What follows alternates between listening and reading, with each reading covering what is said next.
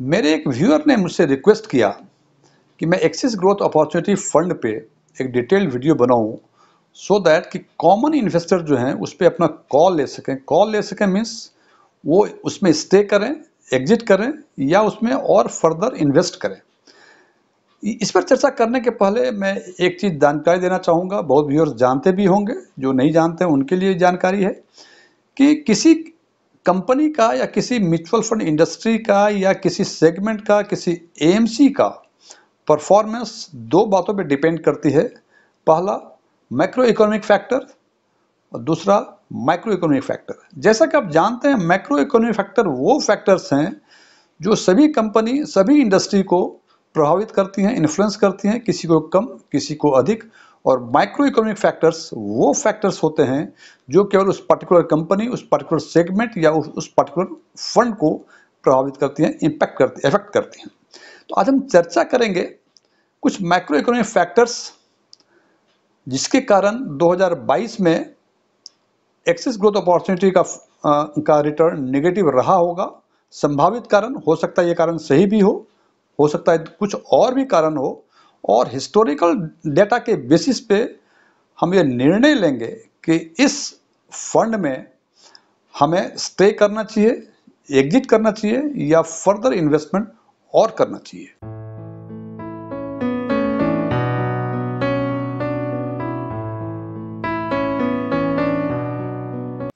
यदि मेरा यह वीडियो आपको पसंद आए, इसे लाइक करें, अपने फ्रेंड्स के साथ शेयर करें और यदि आप हमारे चैनल पर फर्स्ट टाइम आए हैं, इसको सब्सक्राइब करें और सब्सक्राइब करने के बाद उसके बगल में बेल आइकन को जरूर दबाएं ताकि हमारे नए वीडियो की नोटिफिकेशन आपको लगातार मिलती रहे। स्ट्रॉन्ग टैक्सपिन में आप एक बार फिर से स्वागत है।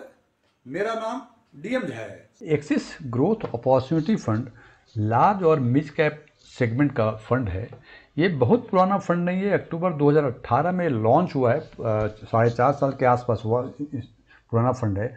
और इसका एसेट अंडर मैनेजमेंट आज के दिन में 8,053 करोड़ रुपए है। अब हम बात करते हैं पोर्टफोलियो एनालिसिस की। जब हम देखते हैं तो बात करते हैं, ये फिगर, यहाँ जितने फिगर हैं ये 2022 के फिगर हैं, ये फिगर 2023 के हैं। तो नंबर ऑफ स्टॉक्स 2022 में 26 थे, जबकि 2023 में ये कम हो गए। फरवरी 2023 में 26 से कम हो गए फॉरेन स्टॉक, 23 हो गए हैं। और डोमेस्टिक स्टॉक भी 44 थे, लेकिन यहाँ ये बढ़कर ये 59 हो गया है। मैं फिर रिपीट कर दूं, फॉरेन स्टॉक्स 26 से 23 हो गए, कम हो गए, लेकिन डोमेस्टिक स्टॉक्स 44 से 59 हो गए और बढ़ गए। और हम जब बात करते हैं कि इन्वेस्टमेंट फॉरेन स्टॉक्स में कितना था, तो 2022 में ये 23.52% of the total assets foreign equities में इन्वेस्टमेंट थी, जबकि 2023 में ये कम होकर 15.75% हो गया। ध्यान रखें, इंटरनेशनल फंड में या फॉरेन इक्विटी में इन्वेस्ट करने के लिए मार्च 2022 में सेबी ने एक गाइडलाइंस इशू किया था। हालांकि वो अब रिवोक हो गया है, लेकिन उसके चलते बहुत सारे फंड्स जिनका एक्सपोजर फॉरेन इक्विटी में था, उनको बहुत घाटे का सामना करना पड़ा। और लगता है कि इसी कारण से इन्वेस्टमेंट इन फॉरेन स्टॉक 23.52% से कम करके इन्होंने 2023 में 15.75% कर दिया है। सॉरी। और चूंकि फॉरेन स्टॉक्स में ये कम हो गया, तो निश्चित रूप से ये बढ़ा होगा डोमेस्टिक स्टॉक्स में, जो कि 70.22% से बढ़ के ये 82.2% हो गया। अब हम बात करते हैं कि जो फॉरेन स्टॉक्स थे, उसके टॉप 2 फॉरेन स्टॉक्स, उसका क्या स्टेटस 2022 में था और आज के दिन में 2023 में उसका क्या स्टेटस है। तो देखते हैं कि माइक्रोसॉफ्ट और अल्फाबेट 2022 में टॉप 2 स्टॉक्स थे जिनकी होल्डिंग सबसे अधिक थी फॉरेन स्टॉक्स में, और 2023 में भी वही दोनों स्टॉक ने अपनी पोजीशन बरकरार रखा है। इसका मतलब कि टॉप 2 स्टॉक्स 2022 में भी वही थे, 2023 में भी वही थे, लेकिन थोड़ा सा चेंज हुआ है कि माइक्रोसॉफ्ट का परसेंटेज जो है वो कम होकर 1.64 से कम होकर 1.18% हो गया है, जबकि अल्फाबेट का भी कम हुआ है 1.45 से लेके 0.99%। जैसा कि हमने इसके पहले चर्चा की, इनका 23% से 15.75% हो गया। तो निश्चित रूप से जो फॉरेन स्टॉक्स में स्टेक कम हुए होंगे, सारे स्टॉक्स में कुछ न कुछ हुए हैं, सबसे अधिक इन दोनों में हुआ है। अब यदि बात करें कि जो टॉप 2 डोमेस्टिक स्टॉक्स थे उसकी क्या कहानी है, तो 2022 में top 2 domestic stock Bajaj finance और पीआई इंडस्ट्री था, और 2023 में भी सबसे अधिक होल्डिंग इन्हीं दोनों स्टॉक्स का, टॉप 2 स्टॉक्स का है। लेकिन थोड़ा सा इसमें, हालांकि थोड़ा ही चेंज हुआ है।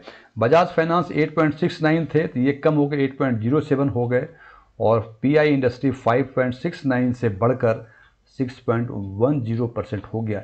इसको ध्यान रखें फ्रेंड्स, बजाज फाइनेंस थोड़ा कम हुआ है, पीआई इंडस्ट्रीज थोड़ा बढ़ा है। इसकी चर्चा हम आगे करेंगे, इसका इम्पैक्ट क्या होता है उसका चर्चा करते हैं हम। ये top 4 stocks, 2 stocks foreign equity का, 2 टॉप स्टॉक्स जो है डोमेस्टिक स्टॉक्स का, उसका रेट 2022 में और 2023 मतलब आज के दिन में 2022 के डेट में क्या था और क्या हुआ। तो सबसे पहले देखते हैं माइक्रोसॉफ्ट का 2022 में $293 और अल्फाबेट का $133 था। जबकि ये बता दूं कि ये माइक्रोसॉफ्ट और अल्फाबेट का रेट जो है ये डॉलर, अमेरिकन डॉलर में है। 2023 में माइक्रोसॉफ्ट 293 थे और आज के दिन में ये 292 के आसपास हैं, ऑलमोस्ट बराबर है। हालांकि यदि रुपीस टर्म में करेंगे थोड़ा फर्क हो जाता है, लेकिन डॉलर टर्म में है तो लगता है कि आसपास ही है।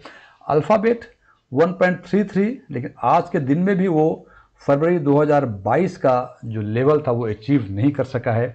बजाज फाइनेंस जो डोमेस्टिक स्टॉक्स के टॉप होल्डिंग्स हैं इस फंड में 6,806 का रेट था, जो अभी भी 5,705 रुपये ही पहुंचे हैं, और पीआई इंडस्ट्री 2,416 से बढ़कर ये 3,028 हो गया। और आपने देखा होगा कि पीआई इंडस्ट्री में फंड मैनेजर ने स्टेक्स 2022 की तुलना में 2023 में बढ़ाया है, तो इसका फ़ायदा इनको एनएवी में जरूर मिला होगा। यदि ये भी स्टिक नहीं बढ़ाते तो शायद जो लॉस अभी दिख रहा है वो लॉस कुछ और भी दिखता, और इस लॉस की तुलना एक और इंफॉर्मेशन से होगी। यदि हम देखें कि पिछले लास्ट 52 वीक्स में इन चारों स्टॉक्स का लोएस्ट रेट क्या था, तो देखें माइक्रोसॉफ्ट का $213, अल्फाबेट का $83, बजाज फाइनेंस का $5,220 और 2,365 रुपये थे। सॉरी, बजाज फाइनेंस का 5,220 रुपये और पीआई इंडस्ट्री के 2,365 रुपये। अब फ्रेंड्स ध्यान दें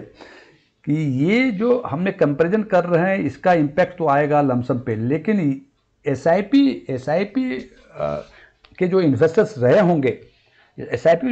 होंगे, उनका XIRR जो है ये CAGR से बेहतर होगा, बिकॉज उनको ये लोएस्ट रेट जो है, ये लोएस्ट रेट का भी एडवांटेज उनको मिला होगा। अब यदि हम तुलना करते हैं कि माइक्रोसॉफ्ट ऑलमोस्ट बराबर है, अल्फाबेट जो है करीब 21% अभी भी डाउन है, और बजाज फाइनेंस अभी भी करीब 16% डाउन है, तो निश्चित रूप से इसका इम्पैक्ट इसके रिटर्न पे 2022 में जरूर आया होगा। अब बात करते हैं हम रिस्क एनालिसिस की। रिस्क एनालिसिस में हमने 4 पैरामीटर लिया हुआ है, अल्फा, बीटा, शार्पे रेशियो और स्टैंडर्ड डेविएशन। ये रिस्क एनालिसिस के रेशियो के बारे में यदि आप कुछ और अधिक जानना चाहें तो हमने इस पे एक वीडियो बना रखी है, हमारे प्लेलिस्ट में जाके इसको आप देख सकते हैं। नट से मैं ये बता दूं कि अल्फा और शार्पे जितना अधिक होगा वो उतना बेहतर माना जाएगा, और बीटा और स्टैंडर्ड डेविएशन जितना कम होगा वो उतना बेहतर माना जाएगा। अब इसकी कंपैरिजन करते हैं फंड से, कैटेगरी से और इंडेक्स से। जब देखते हैं हम अल्फा के बारे में तो देखते हैं फंड 1.36 है, कैटेगरी का 2.37 है और इंडेक्स का 15.85 है। इसका मतलब अल्फा जो है एक्सेस ग्रोथ अपॉर्चुनिटी काफ़ी कम है in comparison to index and category, ये नेगेटिव साइन है। बीटा मैंने बताया था जितना कम उतना बेहतर। बीटा फंड का 0.91 है, जब कैटेगरी का 90 है और इंडेक्स का 0.57 है। यहाँ भी हम देखते हैं कि बीटा जो है कैटेगरी और इंडेक्स से ऊपर है, ये भी एक नेगेटिव साइन है। शार्पे रेशियो हमने बताया था कि जितना अधिक उतना बेहतर। शार्पे रेशियो फंड का 1.25, कैटेगरी का 1.38 और इंडेक्स का 1.31। यहाँ भी देखते हैं कि शार्पे रेशियो इन कंपेरिजन जो कैटेगरी या इंडेक्स कम है, ये भी नेगेटिव पॉइंट है। और standard deviation it is also more than the category and index. तो रिस्क एनालिसिस फ्रंट पे हम देखते हैं कि ऑल 4 पैरामीटर्स ये नेगेटिव ट्रेंड को दिखाता है, ये और ये भी एक कारण है इनके नेगेटिव रिटर्न आने का। अब हम बात करते हैं एक नया पैरामीटर लिया है, that is market volatility measures. और बेसिकली ये मेजर्स जो है ये शार्पे और शॉर्टिनो रेशियो का मिक्सचर है। जैसे मैंने पहले बता चुका हूँ, Sharpe, Sortino, beta, alpha, standard deviation, इसके बारे में जानकारी चाहिए तो आप हमारे प्लेलिस्ट में जाके कंसर्न लिंक पे क्लिक करके वीडियो आप देख सकते हैं। मार्केट वोलेटिलिटी मेजर्स में दो कैप्चर रेशियो होते हैं, that is upside and down side. यदि इसकी तुलना करते हैं इन्वेस्टमेंट से, जो इस फंड के इन्वेस्टमेंट से और कैटेगरी से, पहले बता दूं, upside ratio in case of market volatility measures means ये वो बताता है कि जब मार्केट बुलिश फेज में हो तो इस फंड का फंड मैनेजर ने उस बुलिशनेस पीरियड का कितना फायदा उठाया। और सीधे साफ शब्दों में यदि ये फिगर 100 से बेहतर है, इसका मतलब इन्होंने इंडेक्स से बेहतर काम किया है। और डाउन साइड में इसका जस्ट उल्टा है, यहाँ बोलता है कि जब बियरिश फेज में फंड मैनेजर ने अपने आप को कितना रोका लॉस से, और ये यदि 100 से कम है तो बेहतर है, 100 से अधिक है इसका मतलब इंडेक्स के कंपैरिजन में इन्होंने बुरा परफॉर्म किया है। तो अब देखें अपसाइड रेशियो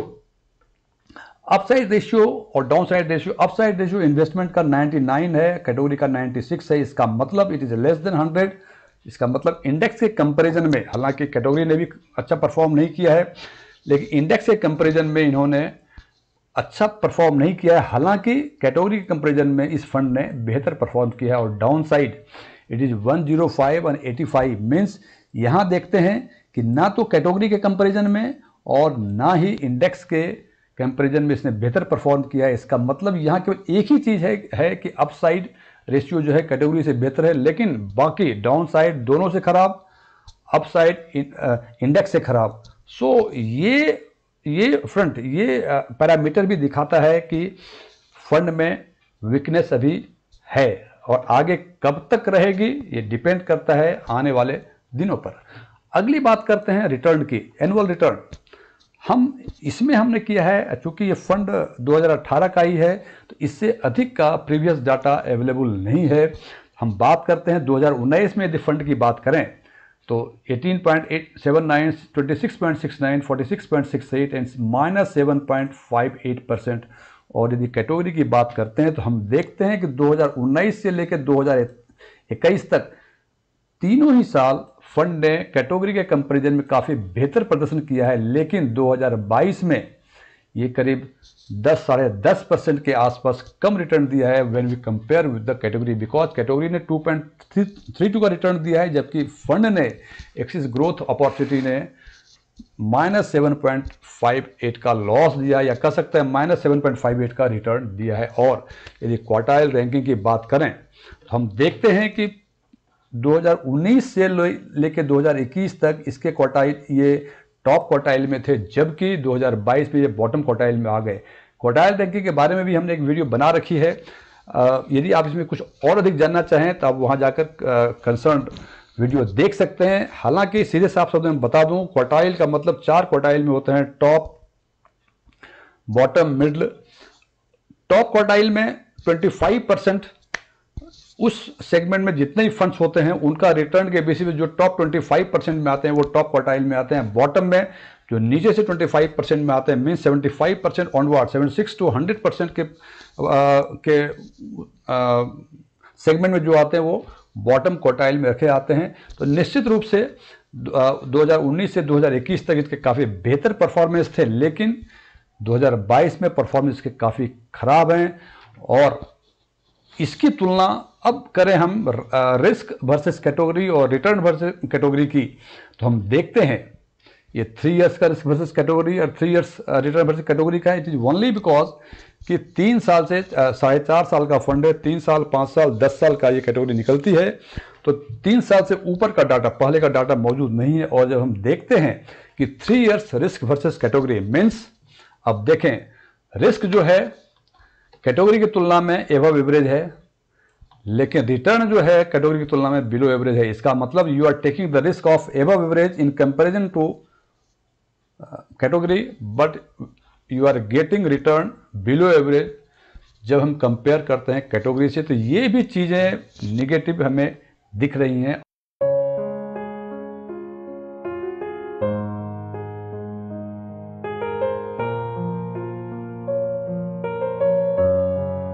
यदि हम इसको कंक्लूड करना चाहें तो हम देखते हैं कि डोमेस्टिक इक्विटी में जो टॉप 2 स्टॉक्स हैं और फॉरेन इक्विटी में जो टॉप 2 स्टॉक्स हैं उसकी क्या स्थिति है।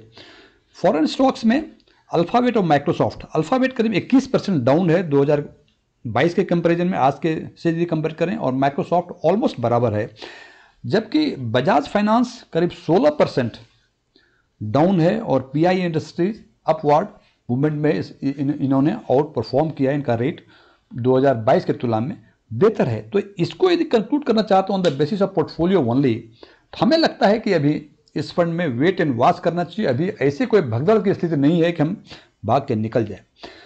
अब बात करते हैं रिस्क एनालिसिस की। रिस्क एनालिसिस में 4 पैरामीटर्स लिया था हमने, और इन चारों ही पैरामीटर्स में इनकी स्थिति, फंड की industry in comparison to category काफ़ी खराब थी। तो इसके हिसाब से लगता है कि हमें निकल जाना चाहिए, लेकिन अभी जस्ट होल्ड करें इसको, फिर आगे बात करते हैं।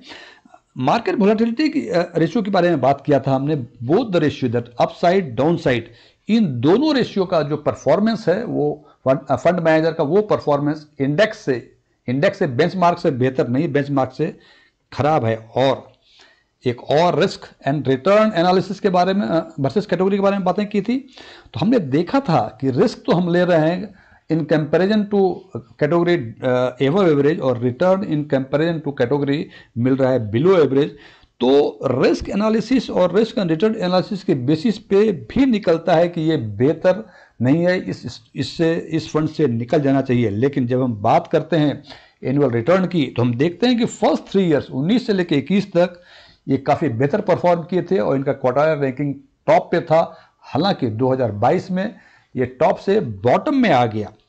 तो यदि इन तीनों चारों पॉइंट्स को कंक्लूड करके एक लाइन में यदि कहना चाहें, तो हम कह सकते हैं कि जो लमसम वाले हैं, जो लमसम इन्वेस्टर्स हैं, उनको थोड़ा प्रतीक्षा वेट और करना चाहिए, और जो एसआईपी इन्वेस्टर्स हैं उनको कम से कम 6 महीने और कंटिन्यू करना चाहिए, और उसके बाद निर्णय लमसम और एसआईपी दोनों को लेना चाहिए कि क्या उन्हें एग्जिट करना चाहिए या उनको होल्ड करना चाहिए या कंटिन्यू करना चाहिए। हालांकि जो मेरा व्यक्तिगत विचार है, अब एग्जिट तो अभी कभी ना करें, बिकॉज यदि आप एग्जिट कर लेंगे तो जो मार्केट प्रिंसिपल्स है कि low buy when cost is low and sell when cost is high, आज के दिन में इसका एनएवी कम है, लॉस में जा रहा है, तो बेहतर है अभी फॉर नेक्स्ट 6 मंथ्स होल्ड करें and you take decision after that. हालांकि ये निर्णय इंडिविजुअल इन्वेस्टर्स के रिस्क और रिटर्न के परसेप्शन पे डिपेंड करता है, बट इट्स माय ओपिनियन।